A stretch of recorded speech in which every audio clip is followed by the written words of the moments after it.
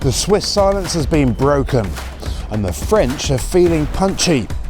Two teams, one common goal, to raise the stakes for the 38th America's Cup.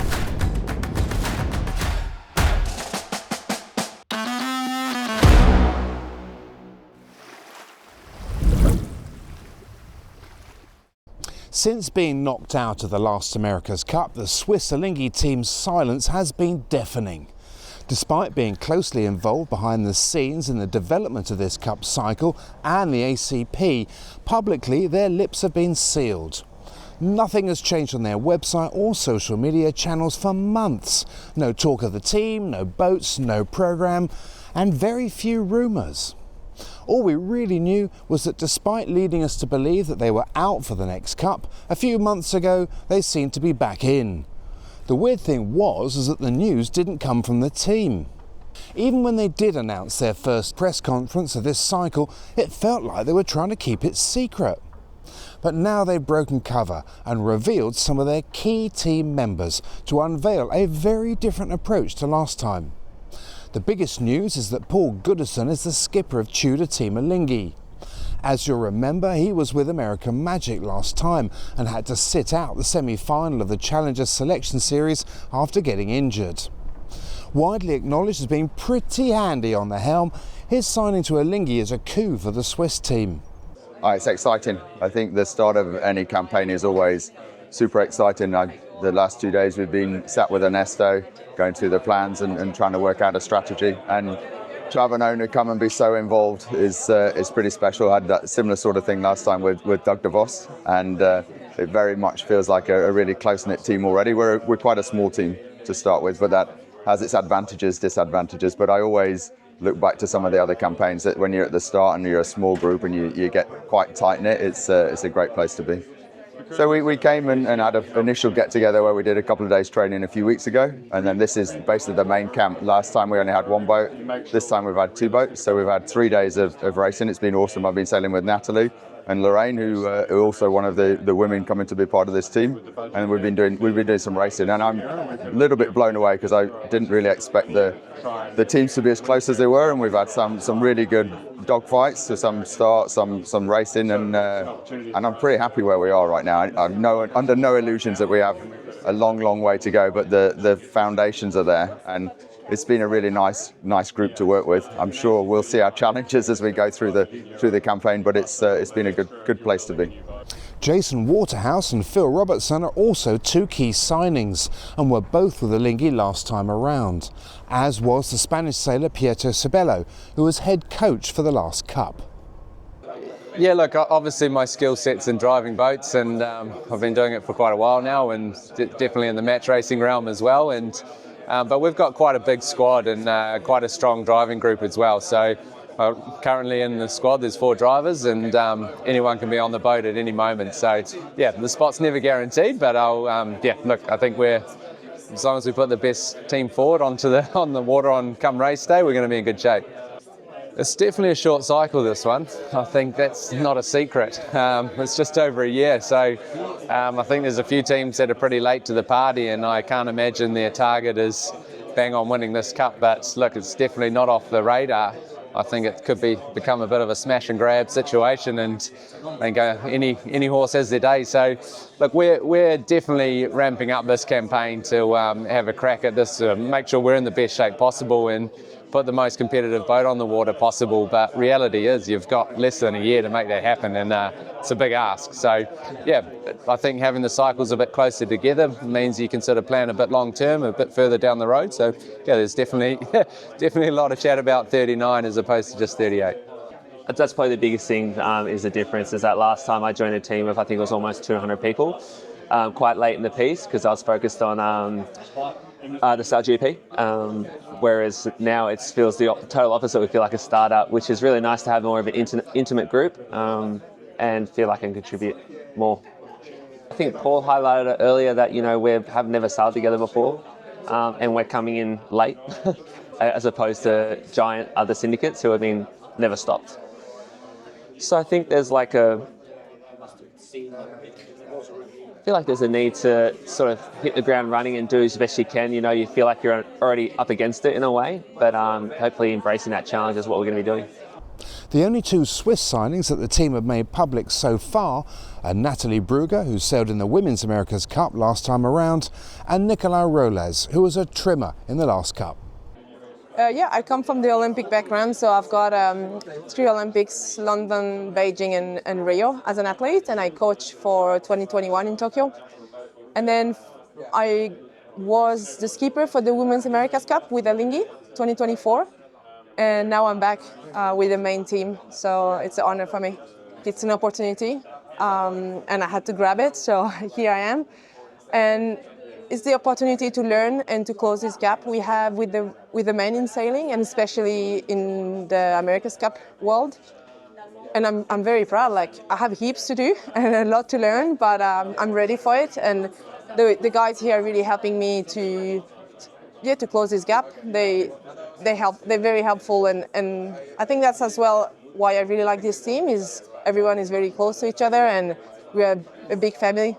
To be as well the only woman on board, it's you need to be ready to feel a little bit the load as well, like trying to catch up, which is it's a lot of load for the women, and yeah, it's a men world, to be honest. So you need, I think, the shoulder to handle this. The fact that there are only 2 Swiss crew members so far could be a telling sign of the different approach to the more national squad than last time. Combine that with a crew of just 5 and you start to see how Alinghi's performance might look different this time around. However, a factor that might hamper those improvements is their boat, which suffered a bruising end to the last Cup after a rather public crash and capsize. This is the same boat that they'll be using in this Cup and has been repaired and modified to meet the new rules. While it was a radical shape, it wasn't considered to be that quick last time around, so the Swiss could be starting this campaign on the back foot. I think the boat isn't a bad one. They probably didn't extract all the performance that was there to be extracted from it, but again, most of the stuff is in the foils, in the systems, in the sails. The difference between the boats is pretty small. And to be honest, like you were there with your team last time, and everybody thought they had the best boat because that's where the models lead you. So I'm sure here at the Swiss side, they thought they had the fastest boat, and it's just a case of how you extract the performance from that. But again, the thing not to be overlooked is the foils.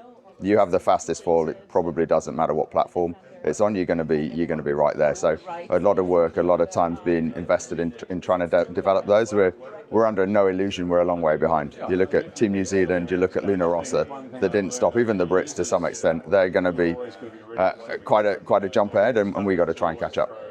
No, the mass is a big problem. Obviously, they broke two last campaign. Have a really old one. So we're looking at options there. One of the options is to build another one to replicate either one that's been built or one that's been built by another team, or even purchase one from another team. So that's all been planned and decided, and we haven't properly aligned yet on the final strategy, but that's going to be a huge part of how successful we are.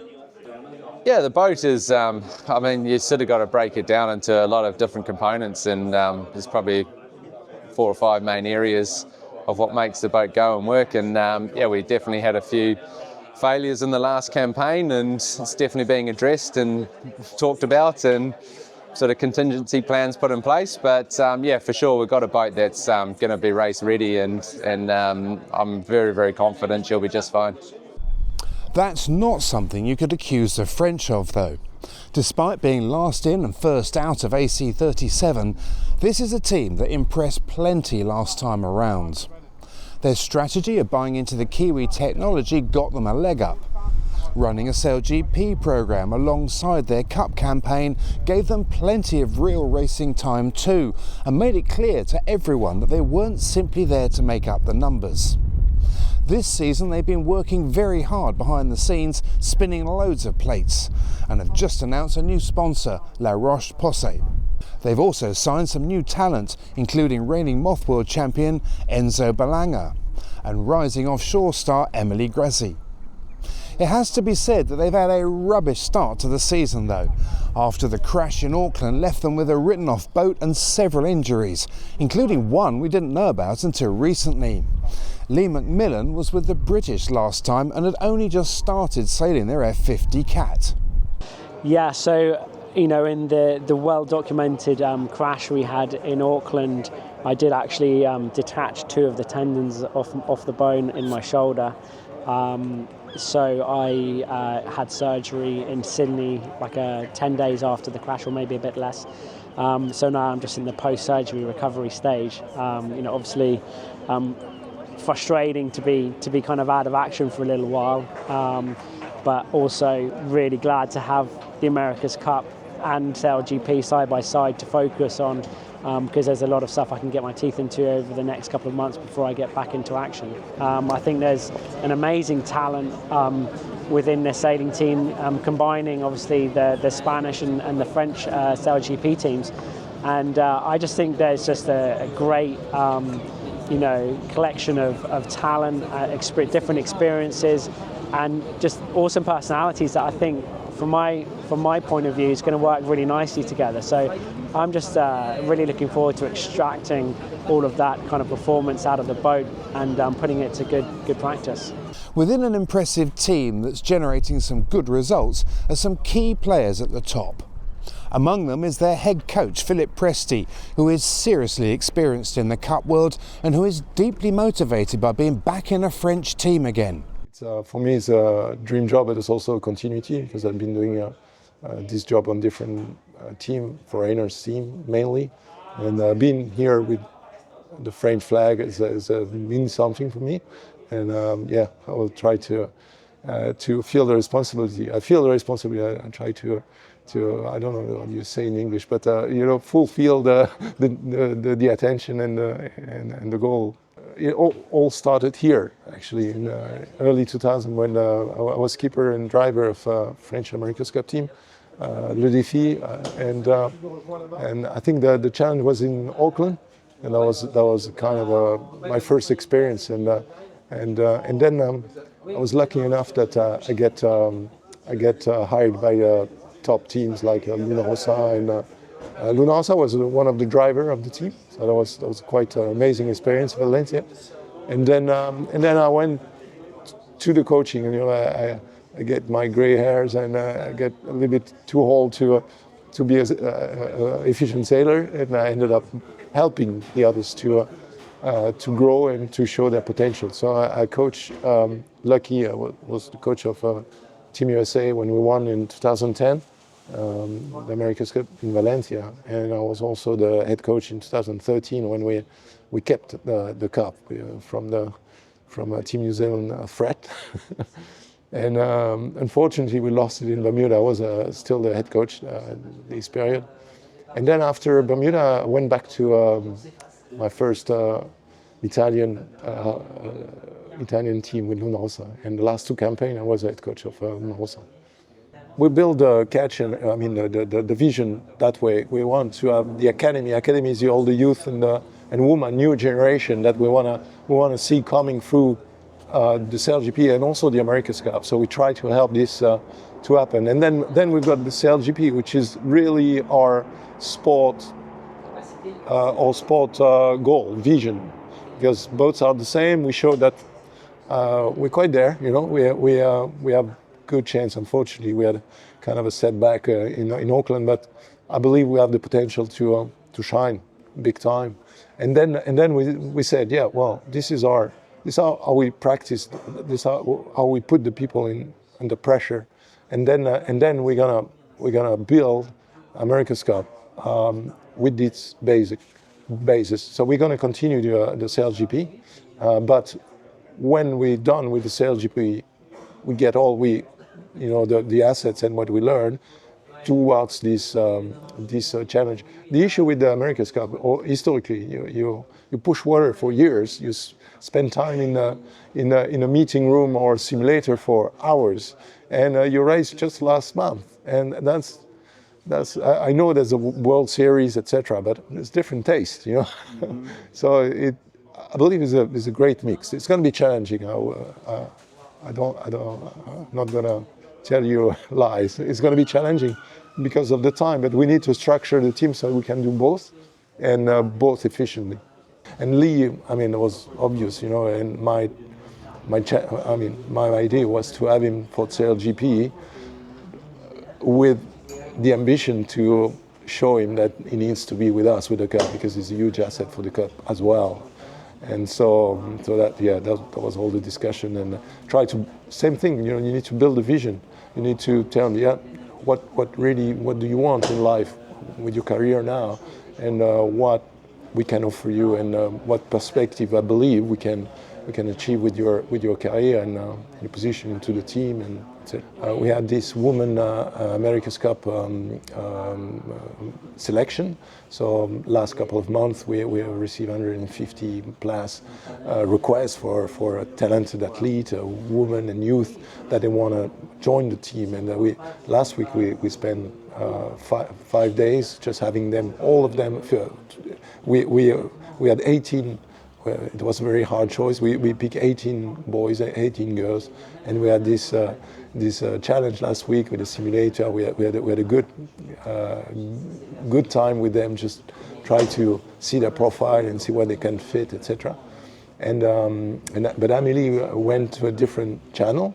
But I said to Bruno, she needs to come with us. You know, she need to do the test. She needs to be in the simulator, see how she behaves. We don't know her. We know her pedigree. She's awesome. I mean, if you look at that, you say, she was amazing. You know, she entered the simulator. Never been there. After 10 minutes, she was helping the others, and she's bright. I mean, she has a very clear mind. She knows what she wants. She's tough. You know, you look at what she did, but also, honestly, we didn't have. Really, when she entered the selection, we didn't really we didn't knew what she was. But I tell you, today I'm a believer. Yeah. My experience with great sailors like that, because I had Ben Hensley in my team with Oracle, for example, or many Tom Slingsby, or many gold medalists. Basically, they have you're in a comfort zone normally. And they have a different comfort zone, which is not yours. But you say, if you can do that, maybe I can. And basically, that it's kind of you're growing your confidence around these sort of sailors and achievers. What we want to achieve is have backups and a little bit of challenge. But what we want, so we've got 3 drivers, and then we've got the girl, which is the 5th. We call the 5th position, and then we've got foil controller / trimmer. We've got a lot of work to do on the boat, but mainly you sail 20% of the time, and 80% you've got to simulate the action, and we invest. Or my vision when I sell the vision to Bruno and Stéphane, and say, we're going to do the simulator the best we can, because that's the future of sailing, and that's our strategy. So we achieved to get Team New Zealand assets in terms of simulation, and that will be our strategy. And so people that are not on the water will be on the sim, and you need a lot. You can't sail 5 hours in the sim; you get crazy. So you need rotation, and doing the rotation you help the team, but also showing your skills. And you can work the comms, etc. So we want to bring the people together. And at one stage, obviously, we have a little bit of vision who we think going to be at the end. But you're challenging as well in sport. Yeah. You want to go to the top of the Everest. The main challenge is the next step, and there's plenty of steps every day, I tell you. But this is great, and I try to. It's kind of a fine line, because I've got experience, and I have a way of thinking. We should do that way. But also, you've got people that have their own way. So it's kind of a balance of thinking. We should do this way, or let the people just grow and find their ways and challenge them. So it's kind of a mix. So as I said, every day plenty of challenges.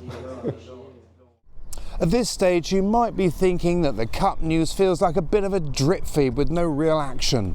You'd probably be right, but with a runway as short as this one, things are going to ramp up pretty quickly. After all, the first preliminary event is now only weeks away, and if you think they'll all be playing nicely in an event that's only a warm-up, I'd just say, Watch this space.